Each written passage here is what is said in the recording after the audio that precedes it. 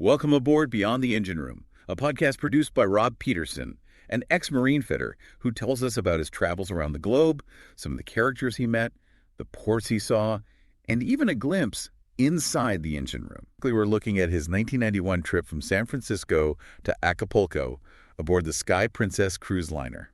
Wow, so a cruise ship Yeah. in the 90s. And this isn't just about fixing ships, though. Yeah. It's about travel. Of course, you got to get there somehow, right? Exactly. It's about camaraderie. And honestly, it's also about the unexpected humor found in a demanding job. Yeah, I can definitely see that. Yeah, I think so, too. Oh, Like, you don't always think of marine fitting as being like a funny, ha-ha kind of job. No, not at all. But I mean, anytime you get a group of guys together working under pressure, there's bound to be some funny moments. I think that's a safe bet. So from Cardiff, they head to Heathrow for their flight to San Francisco. So I got to ask, do you think they grabbed a pint at the airport bar before that long flight? Oh, almost definitely, I would say. These Yeah. guys are used to long hauls, close quarters, working under pressure. Yeah. You know, a couple pints at the bar before that long flight. It's kind of like, team bonding, right? Lightens in the mood. Absolutely. And plus, staying hydrated is very important for a demanding job like that. So they land in San Francisco, and before they even set foot on the Sky Princess, they do a bit of sightseeing. Oh, fun. They had some... They had a little time. Yeah. They hit Pier 39, Fisherman's Wharf. They even took a taxi all the way to Candlestick Park. Wow, that's a trek. Which Rob describes as this massive stadium, even bigger parking lot. Yeah, I've heard stories. It's huge. Oh, yeah. Now, the next day, it was time to meet their ship, the Sky Princess. Okay, the Sky Princess. Massive cruise liner, docked for repairs. And this is where things get interesting. They're all gathered for the mandatory safety briefing, the officers going through the lifeboat drill, explaining everything, and the safety officer asks this one question that really stands out. He says, does everyone know where their lifeboat is? Oh, yeah. It's a question that's asked, I imagine, on ships all over the world. Oh, yeah, absolutely. And for good reason, right? Oh, for very good reason, yeah. Especially when delivered in what might have been just a kind of a routine briefing. Yeah. A routine briefing, yeah. But that's actually what makes the response so brilliant, right? Okay, let's hear it. So out of nowhere, someone shouts, "Yes, mate, it's sitting on the quay wall, all stripped down." Oh, my God. Can you imagine?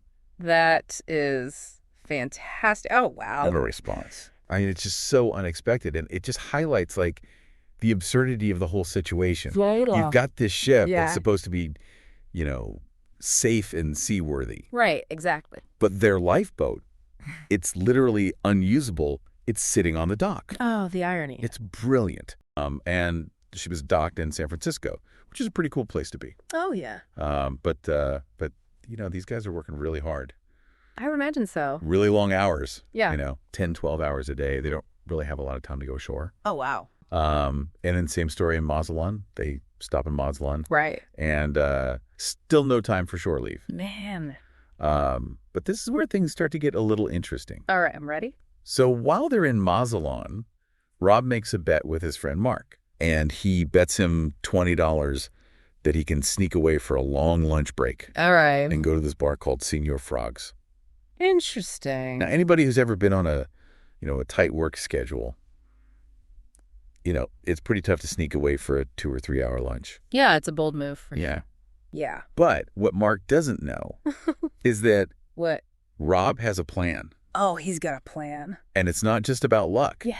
He's been very strategic about this. I like it. So first of all, Yeah. he sweet talks the foreman All right. into giving him an extended lunch break. Right. He's already arranged for a taxi to pick him up. Oh, smart. And take him to Senor Frog's. That's great. With his buddy Hayden. Oh, fun. Now, Hayden is nicknamed Lord Lucan. Oh, I like him already. Who is after the infamous missing Lord Lucan. So a little mischief there. Yeah, a little bit of scoundrel. That's awesome. So Rob and Lord Lucan disappear for a few hours. They have a, quote, refreshing fun time at Senor Frog's. I can imagine. And then they come back and everybody else on the ship is just pretending like nothing happened. That's perfect. And then after work that day, right. Rob goes to the crew bar. Okay. And he's ready to collect his $20 from Mark. Of course.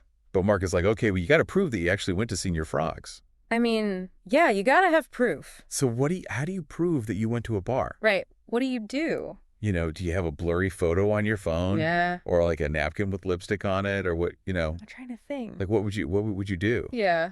So Rob is cool as a cucumber. Okay. And he just unzips his boiler suit, which is the standard uniform. The one piece. For ship workers. Yeah, like a mechanic's jumpsuit. Yeah, exactly. Right. And underneath it, he's wearing a brand new Senor Frog's t-shirt. Brilliant. I love it. And so that's how he wins the bet. I mean, the perfect proof. Yeah. Yeah. No denying that. That's pretty good. That's great. Uh-huh.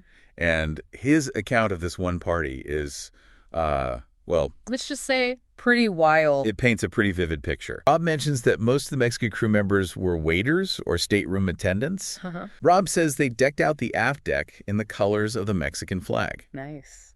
And there was a ton of complimentary food and drinks. Free food. I love free food. Who doesn't? So what kind of food do you think they would have made on a ship back then? Well, ship galleys, especially back in the 80s and 90s, had their limitations.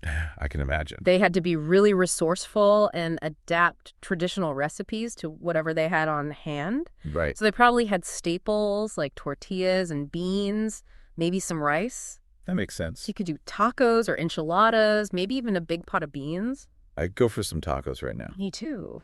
Rob also mentions music.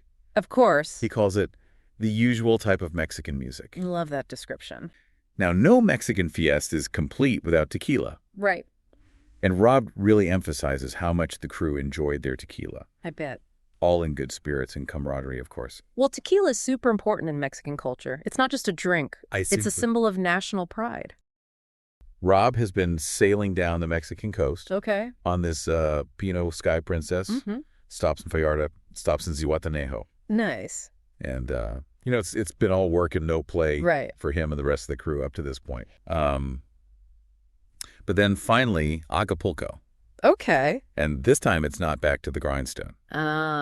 They actually get a couple of days of downtime at a hotel. Right. And you know what that means? That means fun in the sun. It means swim-up bar. Oh, yeah. Swim-up bar, classic symbol of Yeah. relaxation. So picture this. Yeah. Rob is chilling at the swim-up bar. Right. Soaking up the Mexican sun. Okay. When he bumps into Greg. Right. One of his coworkers. Okay. And another marine fitter. Turns out they went to high school together back in Cardiff. What? They even sat right next to each other. Oh, wow. Talking about a small world.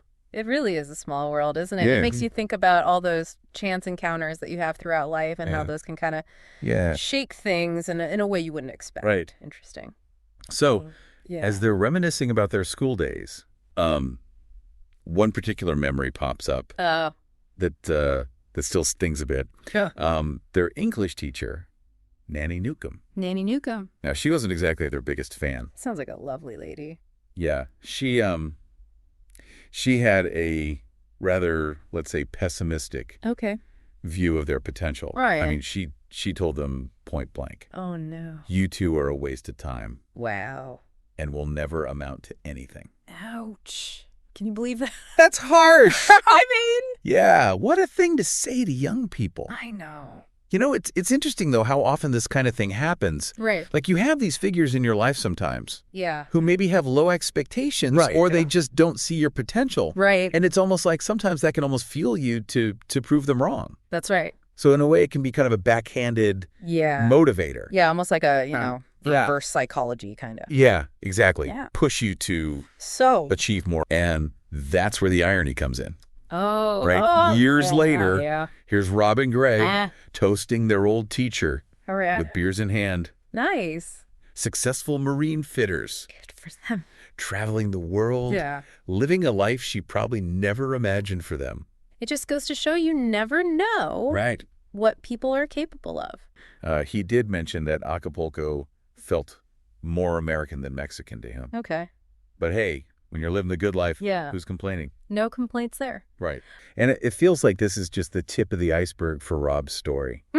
It sounds like there are many more beyond the engine room adventures waiting for us. Thanks for joining us on Beyond the Engine Room. If you enjoyed this episode, share it with others who might find it fascinating. See you next time on the Open Seas.